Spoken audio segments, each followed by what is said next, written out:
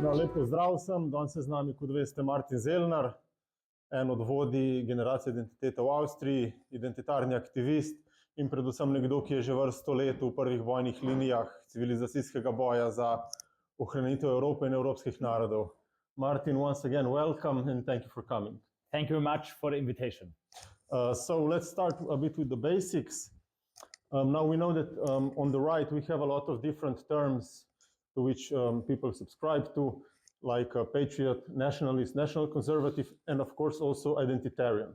So maybe you could tell us a bit about the main tenets of the identitarian idea and how does being an identitarian differ from, let's say, just calling oneself, let's say, nationalist. Mm-hmm.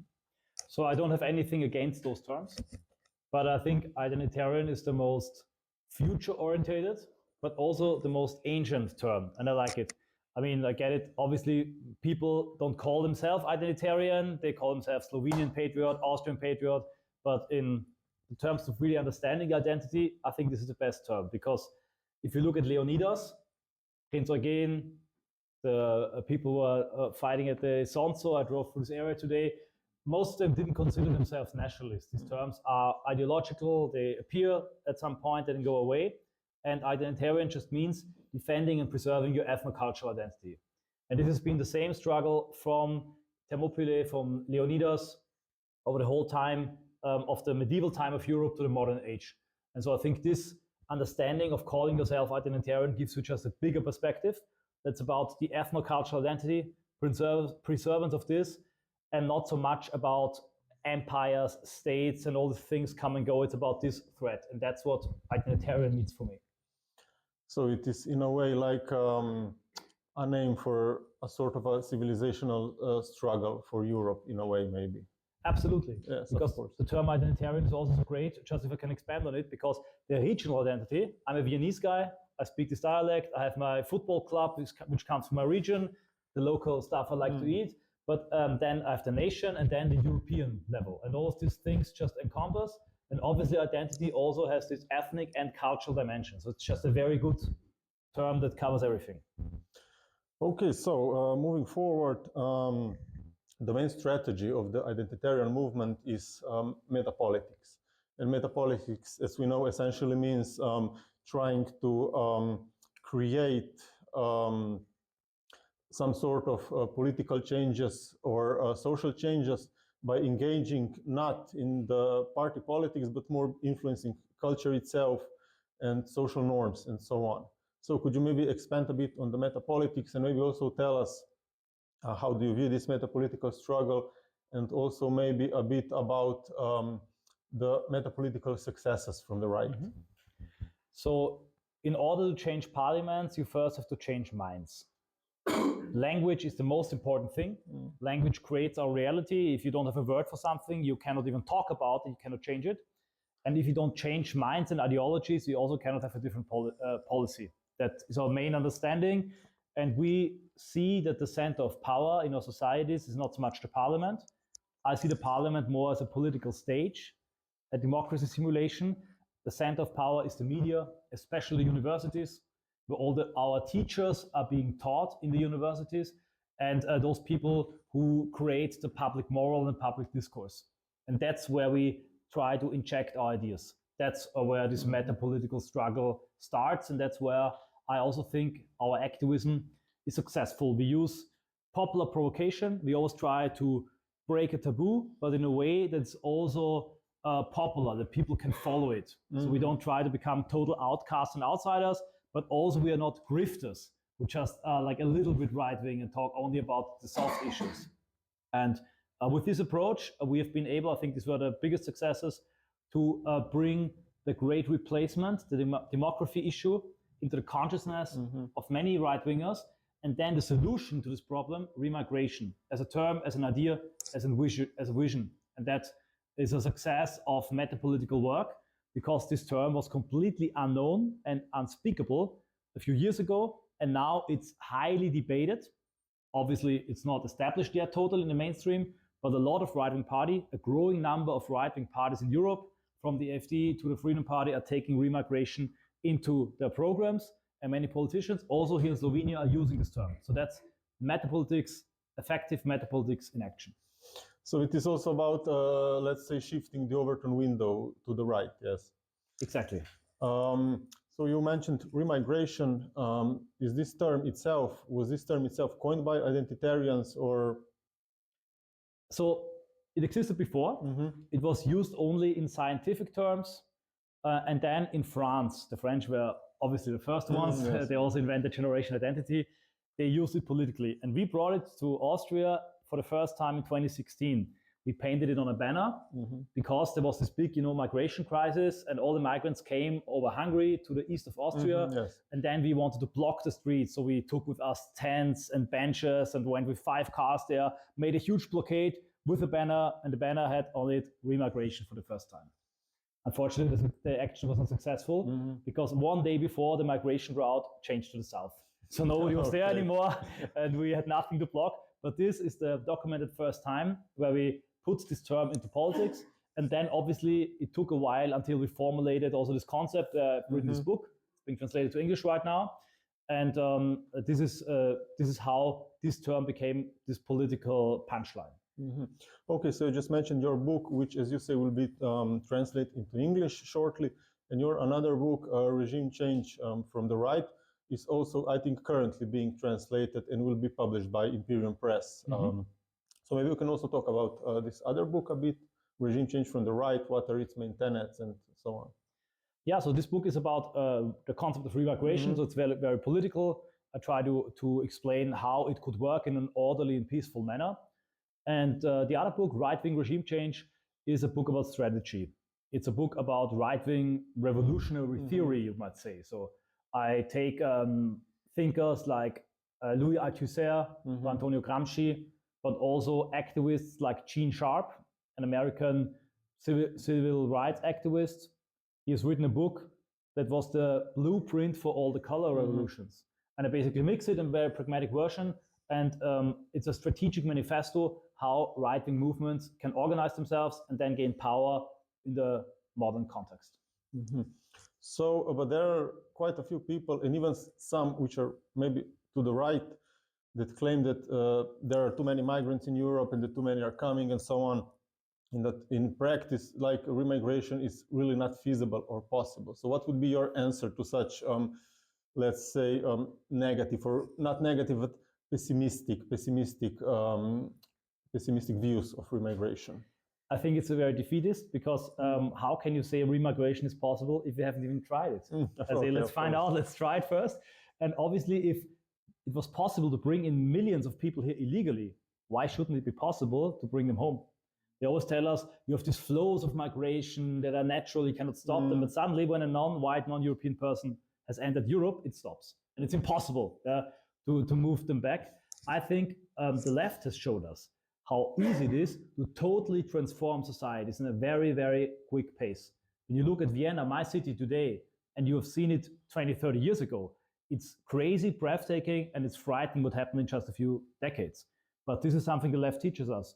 A radical transformation is possible. It can also be possible in a different direction, in the direction of restoration. So I think it's absolutely possible, legally, peacefully, and I also think remigration is the more moral option, because in the long term, I also want to help the migrants at home. And I know this mass exodus of people from Africa, from Asian countries is not helping those countries. So I think in the end, remigration will be the more moral, the better, and the more progressive solution for everybody. Okay, and you just mentioned Vienna and situation in Austria. We know that Vienna has quite a lot of migrants. Can you maybe elaborate a bit on this? Because here in Slovenia, we also have migrants, but we are still, I think, maybe not quite far away, but still we don't have the same levels of, let's say, non-European migrants for now. So what can you say about this everyday life in Vienna in this like multiracial city? So Vienna, certain areas are no-go areas for us. For European people, for people of Arab and Muslim, that's just the way it is. Because if you go there and you stand your ground, you wake up maybe in hospital or with a knife between your ribs. You just don't know it. It might happen. And if you don't want to risk really getting hurt, you can't go there. As a woman going out at night in certain areas of the city is also a deadly risk. In Germany, we have now 2 gang rapes every day on average. And Vienna is also, and Austria is also approaching this. Then we have about 300 Muslim kindergartens already in Vienna. The biggest group at the elementary school are Muslims. So Muslims are a bigger group than Christians or any other religious group in the Vienna elementary schools. And this is the situation of the city. The city now has the major elections at the moment. There's a Muslim party, openly Muslim, which is having a Palestinian woman with a headscarf running for mayor. And this is how the ethnic vote and Islamization is destroying the city. But I also want to say this might as well happen to this beautiful city in Ljubljana. It will happen also to Eastern European countries if you don't have governments who are identitarian. So if you have governments who don't care about your nation and your culture, the only reason why you are not Islamized is because we come first. And then it's your part. It's like a building that's burning and we are the first floor and you will be the second and third floor. So if you don't have an identitarian government, a party that says we want to preserve the identity, ethno-cultural identity of Slovenians, we want to help raise families here, we want to solve the demographic issue, we also don't want to have legal immigration, we want to have no replacement immigration. So if you don't have this as common ground here, it will also happen to you. That's my warning to the audience as well. Of course, and also on the other hand, on the one hand, we have this migrant problem, and on the other hand, as we know, there was really big campaign of repression against you personally and against the identitarian movement in Austria, I believe also in Germany, France, and all across the Europe. So what is the situation with this today, and what kind of repression did they, let's say, used against you or still do? So the movement is banned in France. In Austria, a logo is banned. And we've been completely demonized to the point that I cannot get a bank account. I had 19 banks, more than 90 banks, not 19, more than 90 banks who canceled me. Yeah. My car was set on fire. I got barred from entering Switzerland for a few months, from Germany, America, Canada. So it's really crazy. They treat me like I'm a terrorist organizer. Yeah. But obviously they try to repress the free and open debate because they know we have the right opinions. And that's why on the one time they completely silence us. So no Austrian media would ever talk to me or invite me to a talk show. They did it for a while and then they got completely shut down. They silenced us completely. And then they really fight against us with undemocratic measures. But the amazing thing is, this repression is just not working. They try to radicalize us. They try to make us bitter and aggressive, but we're just reacting with laughter, with funny ways to deal with it. So when I was banned from Germany, I dressed up with a blonde wig, and sneaked into the country. I really tried to make the best out of it. So we are using laughter. We make them look like fools, and our ideas are still getting stronger. The Freedom Party is getting stronger. The AfD is getting stronger. So their repression is not working, and it's making us stronger. So you just mentioned the AfD and the Freedom Party, and we just talked also about metapolitics. So where do the metapolitics and party politics intersect in a way, and what should be the attitude of metapolitics towards, let's say, party politics and political parties and so on? That's a very good question, and I think it's also very important. It's the different fields. A political party cannot behave like an activist movement, and I think it's a bit like a soccer team. So the goalkeeper cannot behave like the front. It just doesn't work. I think we are the avant-garde. We are also a radical flank. We have to be provocative. I don't need to be liked by everyone because I don't want to be voted by everyone. And we have to break the barriers. And then the political party slowly can enter. It's a bit like in America when the pioneers went west and they created the settlements, fought against the Indians, brought up the settlements, and then afterwards, slowly civilization, the women, the saloons followed them, and then you had a civilization there. So that's our task. We're the pioneers. We go into the metapolitical no man's land. We break the taboos, but we also need to do this in a way that the political party can follow us. That's our job. And the job of the political party, in my opinion, is to not distance themselves, to follow us there, to understand how important we are, and also, if possible, support the activists, the free media, and also have an awareness for the metapolitical struggle. And fortunately, I can say in Austria, the Freedom Party right now understands it. They have stopped any distancing policy for identitarians, COVID critics, or other metapolitical activists. and they are also using this provocational tactic with big success. So Kickl is totally for remigration. Also, the AfD took over remigration. I think at the moment it works quite well, but it's necessary that the activists understand that a political party cannot always do and say everything, and that they have to work different. So we shouldn't like have a pontific elitism and look down on them because they're not as hardcore as we are. And the political party needs to understand that the activists sometimes have to be a bit more provocational. Okay, so another interesting topic, we know that the identitarian movement has done a good job in, let's say, uniting different European patriots from different countries. But on the other hand, we still have this, let's say, remnants of old nationalisms, of national chauvinisms, which still present a sort of an obstacle to the European unity, you know, like historical grievances and whatnot. So how important do you believe that the European cooperation is, and how should we maybe deal, or what should be our attitude or the identitarian attitude toward these older nationalisms? That's a very important point. And it was the beginning of generation identity. It was founded in France, but we took a logo which was a European logo, a logo from the Spartan movement, which every group could take, because it was always a non-chauvinistic movement. We are past chauvinistic and we are pan-European. That was our vision.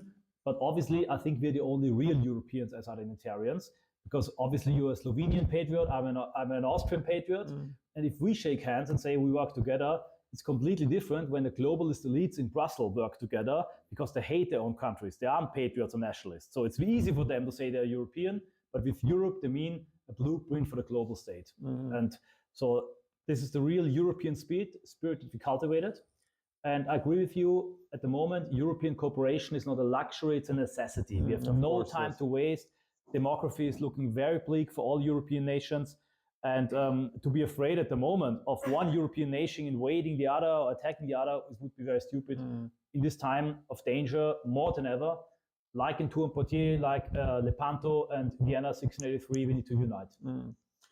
Okay, so maybe you could also speak a bit about what would be some of the practical advices for, let's say, some Slovenian patriots who would like to be active in the media-political sphere or become an identitarian activist and so on? I think you have to study, read, and then act and create. It's very important to understand what you're doing, because if you want to build a house, you need to learn how to do it. If you want to repair your fridge or washing machine, you also need to learn. And that's our approach. But when it comes to politics, a lot of people just do what they like, what looks cool, and what they like themselves. But a saying is, the bait needs to taste the fish, not the fisherman. What we do shouldn't be political masturbation that we like ourselves, but it should have a real impact. So we need to master the art of metaphors and memes. We need to understand the culture and the ideology and the situation in which we are moving. And then we need to understand where we can have the biggest impact and effect. And that's, in my opinion, on the level of ideas, of language, of words like remigration. But obviously, the first step for everybody is very concrete: to get organized. You have to create groups, networks, little cells in your area. That's your task and duty, because if you look up, for example, at the moment in Slovenia, I think the SDS, the right-wing party, has over 30% of the polls. How much do they have? I'm not sure. I think it's over 30. Yes. Yeah. 35. If you crack this down, not a percentage, but the number, it means that in Slovenia, there are hundreds of thousands, 300, 500,000 of people which are your target audience. They exist everywhere. And your job is, like in Pokemon, you got to catch them all. You need to unite them, get them together, teach them how to be active and turn this potential we have. There are still millions of young Europeans there into an effective meta-political force. That's what I would tell the people. And never forget that you are, as European youth, the key to the future. You must go forward, rooted in your tradition and guided by truth, and driven by the love for your nation and for your country. Okay, so maybe towards the end, I would also like to ask you, we were talking about identitarian, what identitarian means and so on. Are there any figures, thinkers, or writers, maybe from the new right or in general, both past and present, whom you would recommend to the people who are interested in these ideas? apart from your own work and books, of course. Thank you very much. Well, I'm here a dwarf sitting on the shoulders of giants, obviously. I think definitely it's the French New Right. So if you want to have an ideological foundation, people like Guillaume Fay, like Dominique Venner, like Alain de Benoit are obviously very important. But there are also very good German writers from the German Conservative Revolution, from Oswald Spengler, Carl Schmitt, Heidegger, many others. This is, I think, a very good ideological foundation. But I would also recommend people to read strategic books. Read Gramsci, not his whole prison letters, it's way too much, but they're very short, very good summaries where you learn how to think politically. Same goes for philosophers or I would say revolutionary thinkers like Lenin and Louis Althusser, because the left-wing people, the communists, did nothing but revolution for 100 years. They did nothing but rising rebel groups trying to overthrow states, and they really analyzed how political power worked. And also left-wing organizers like Srija Popovic, who organized the revolution in Serbia, or Gene Sharp, who has written this blueprint for a democratic, patriotic color revolution. This is what we need to study. They have different ideologies, but we need to learn from them. So I would suggest people to read this up. You can go to the page Otpor, for example, OTPOR, which is a collection of a perfect database, how to deal with repression, how to do community organizing, how to do successful activism. That would be a very concrete advice that people could look into. Okay, so maybe for the finish, you could maybe tell us a bit about what are your future plans? Do you plan to write any more books and so on, or of course be active in other matters? And also maybe more generally, where do you see the identitarian movement and the whole situation like in the coming years? So I will definitely, till my last breath, or till we've achieved our victory, stay active as much as I can. I'm not that young anymore, so I'm also in my mid-30s. Obviously, the occasions where I climb a roof are getting rarer, also because the city of Vienna has banned me from entering any roof of the city. Really? Yeah. Me and two other activists, I think, were the first ones. We got a cease and desist. We're not allowed to enter any roof of an official building in Vienna, or we have to pay 20,000 euros in fine because we've done it so often. So a good reason to retire from that activism. But I will do more theory, writing books, but also podcast videos. I want to increase again the English-speaking output, especially on X, where we're not censored anymore. I want to create intellectual, pragmatic tools for activists, writing activists all around the world. And I will focus more on the European network and connection. I've been traveling a lot the past months, Spain, Flanders, now here, fortunately in Slovenia. Yes. And soon we're going to have the Remigration Summit, where we also for the first time will try to create a pan-European convention for influencers, politicians, and activists around the term remigration. So that's where I see myself. We want to set up Generation Identity or different identitarian groups as a network of right-wing, of progressive, of visionary European NGOs, because that's where the power lays. Left-wing has been doing for decades, and we need to catch up. Okay, so maybe now we could ask the audience if they have any comments, questions. Če ima kdo lahko tudi v slovenščini, pa se prevede. Okay, thank you. First of all, thank you for coming to Ljubljana. I know it was a long trip. I have a question maybe regarding the ideological or the theoretical foundation of identitarianism. How does activism fit into being identitarian, and why are identitarians so much better at activism than all the other right-wing people or groups or ideas? That's a very good question and a great compliment. Thank you very much. I would say it's because identitarianism is not so much this big political theory, like there's, for example, the fourth political theory and the different approaches. It's a very pragmatic approach. So that was the basic idea, professional activism of the Generation Identity, which started in France, where they said, okay, it's quite clear, we need to preserve our ethnocultural identity. You don't need to have a PhD to understand this. You also don't need to be studying and reading thousands of books to understand what has to be done right now. And then we focused very much on pragmatic action activism. And we just saw that there's so much improfessional and unprofessional, completely unstructured and unstrategic work being done in the right way. A lot of people really don't use the most basic things. And if you would set up a sausage booth or a little restaurant, you would go bankrupt within a few months if you would lead them like most right-wing movements are being led. And that's why I think identitarianism and the new right and generation identity is, when it comes to visuals and to activism, very sleek, very professional, because we really focus on that. We want to make beautiful, perfect actions because we want to attract beautiful and perfect activists. Thank you very much. Now going a little more to the new things or new developments in the, let's say, French right-wing scene. So obviously in Slovenia we have a bit of a problematic history with collectivism. We had a communist government. We were told the needs to collectivize, to be a part of this large collective, to do something for the common good, and obviously Slovenians refused that. So now it's not a very popular idea. Then from America mostly and from the Western world, it came the idea of individualism. In Slovenians, we jumped ship to individualism. We are now all very individualized and very self-development focused and self-help and that. And now from the France, the newest developments are coming and are talking about the communitarianism. So not collectivism, not individualism, but communitarianism as an idea to focus more, not so much on like a nation or like a huge public company from the communist time, but like on a smaller groups, maybe activists, maybe from a neighborhood. Can you maybe say something about this subject? I also reject individualism, subjective liberalism, and collectivism. And I think you're very right by also focusing on communitarianism. Charles Taylor, McIntyre, there are also thinkers who have been treated by the French New Right. And I think that's also what we, as right-wingers, as conservatives, identitarians, defend: organic communities. Communities that you don't have to create from scratch.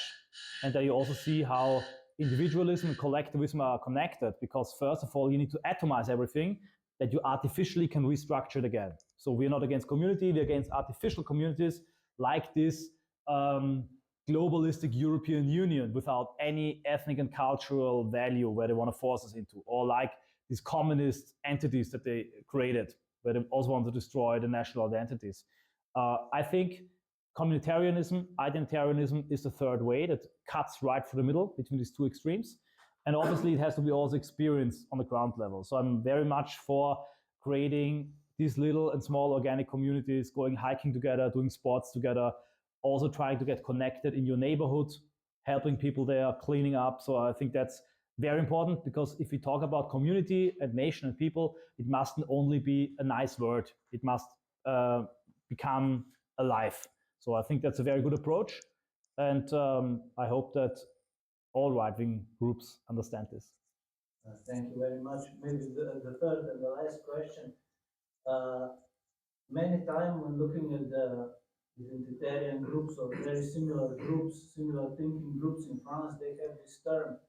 It's called rooted, or in French, enraciné. So what does this idea, what does this concept of being rooted mean to you? It's also a very nice question. Rooted, verwurzelt, enraciné. Yeah?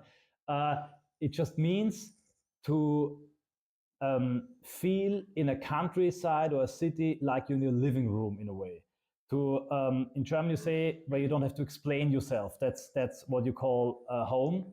But also obviously the understanding that your ancestors have been living there for a long time. And that's what a nation is. A nation is, as Burke said, a pact, a community between those who are living right now, those who have passed away, and those who come. And this is my understanding of being rooted, knowing that I myself, I'm not just 36 years old, I'm thousands of years old when you go back. And this past stretches into the future like a tree stretches into the sky. And that's how I would describe feeling rooted. Thank you very much. So yes, I have a question more on the activist side of the things. Whenever we have a situation in Europe, whenever some activist movement starts to get more and more effective, always the repercussions comes, always some persecution, censorship, stuff like that. So how did you manage to overcome this divide and to keep the people active and to reorganize and to keep the movement still effective? It's also a very good question, a very valid question, because the European elites and our own henchmen in our nations, they treat their own people with the mushroom method. It means keep them in the dark, feed them with bullshit, and whenever a head shows, cut it off. So that's the mushroom method. And when a group gets very big and very successful, it also becomes a big target. And that's what happened with Generation Identity after the Deep in Europe mission. First of all, we got completely deleted on all social media. And then we had all these trials that led to the dissolution in France. In Austria, we were tried for being a criminal organization, a terrorist organization, financial trials, and they did cost us a lot of money, a lot of energy. So when the situation is like this, then you need to have find a different model. You need to become more like a guerrilla. You need to create a structure that cannot be that easily attacked, by still, if possible, maintaining the output of activism. So that's how we reacted. There's still a lot of activist groups, a bit less visible. Some people all ask me also if GI still exists even. Yes, it does, but in a way that is less harder to hit and a bit more fluid, a bit more pluralistic. So you have to adapt to the level of repression in a way that you can keep your activism going. That's the most important thing, because if you do go down in flames and then you end up in prison, you might become a legend, but you cannot really do anything anymore. So that's what I advise people. Your activism, you need to calculate clearly, and only can trigger this amount of repression that doesn't go into your substance and can keep you moving and going on. That's how what I can say, like here in front of the camera, how we reacted here. But I also won't deny it. This kind of repression left a dent, but we always knew it would come, and we knew in a race of time we have to create as much supporters, sympathizers, create as much notoriety and fame in this time frame we still have.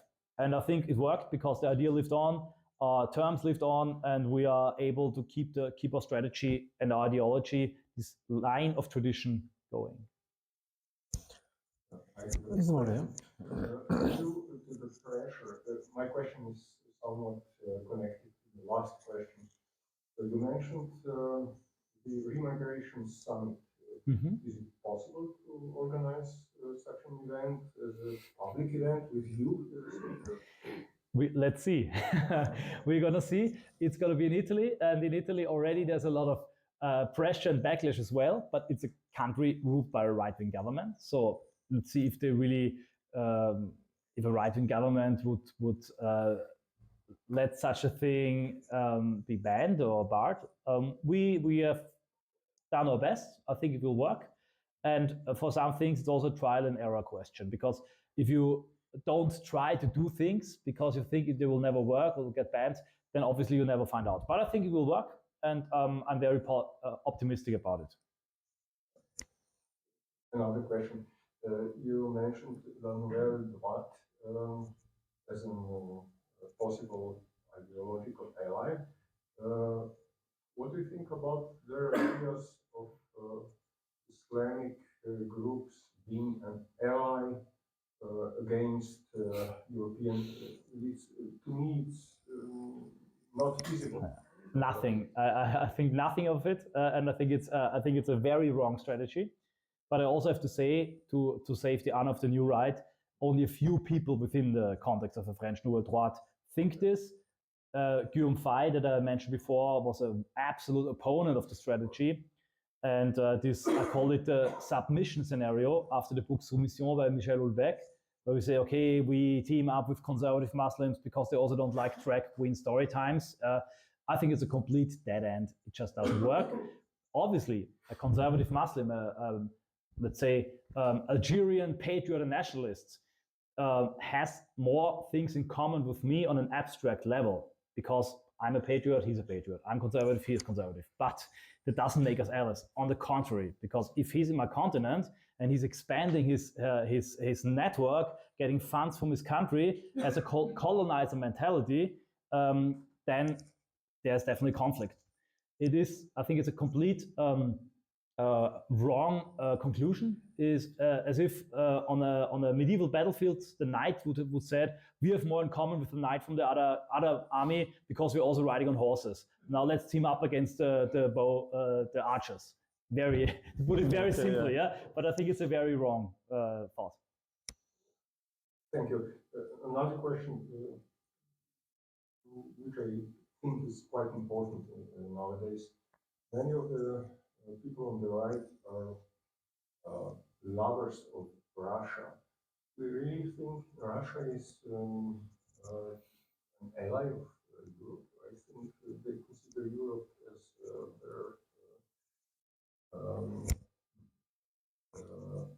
potential colony in a sense. I think, to be honest, I'm an aggressive geopolitical realist. I think every country would like to have as a colony if you let them do it. So I'm for a sovereign and strong Europe that can defend itself against anyone, whether Russia, America, Xi Jinping, or the Saudi Arabian states. That's why we definitely need to arm up and we need to emancipate ourselves and become self-reliant. And I'm against any kind of waiting for someone else to save us. Trump will not save us. Putin will not save us. We don't need to become Putinists or Trumpists or whatsoever. It's very often that European people think someone else will save us, and because they hate their own elites, rightfully so, they idolize different leaders and say we need a leader like this one, like that one. But I think that's a wrong path. It's a psychological effect, which is understandable. But the only real path, in my opinion, is a sovereign and strong Europe that then can defend the national identities of its nation. So that's my position here. And I think that is also something that is becoming clearer and clearer since geopolitics is returning back to the world stage. I see it as a chance that we create a consciousness as Europe again. Bi še kdo ki vprašal? Mogoče. You mentioned that state in Vienna is very bad because we have so many Muslims. But these are all big cities in Europe, in Western Europe. So Ljubljana is going the same way. Not quite, but it's going the same. So do you think that in the rural parts of Europe, any European country is the future?